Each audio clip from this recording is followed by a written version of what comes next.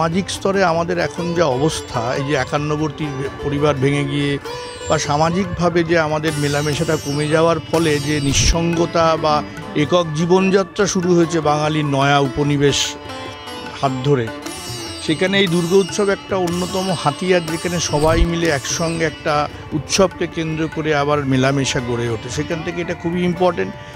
আর সল্টলেকে আমি থাকি, তারই সহদর বা সহদরা নিউ টাউন, সেখানে আবার নতুন করে আরেকটা কৃষ্টি সংস্কৃতিকে গড়ে উঠছে বাঙালির, আপামর বাঙালি জনগণের, মধ্যবিত্ত বাঙালির যে আমাদের ঐতিহ্য, সেটাকে নতুন করে এই নিউ টাউনে প্রাণ ফিরে পাচ্ছে। এটা খুব আনন্দের।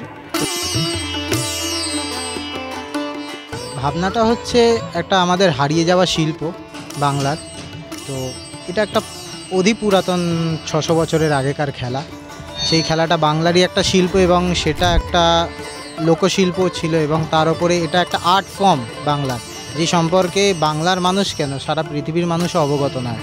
সেটাকে তুলে ধরার জন্য আর আমাদের বিসি ব্লক কালচারাল অ্যাসোসিয়েশন প্রতি বছর বাংলার শিল্পগুলোকে তুলে ধরে, এবং আমি তাদের সঙ্গে কাজ করে খুবই খুশি। তো সেই ভাবনা থেকেই এবছরের ভাবনা তাসের দেশে 10 অবতার। পুরোটাই হস্তশিল্পীদের হাতে আঁকা পটচিত্রর উপরেই সাজানো, এবং আমরা এটা প্রতি বছর যেটা করি, প্রতি বছরই আমরা হস্তশিল্পীদের দিয়েই আমাদের প্যান্ডেল ডিজাইন করি, উইদাউট এনি প্লাস্টিক। পুরো গ্রিন পুজো আমাদের সেইভাবেই এবারও একই জিনিস করেছি।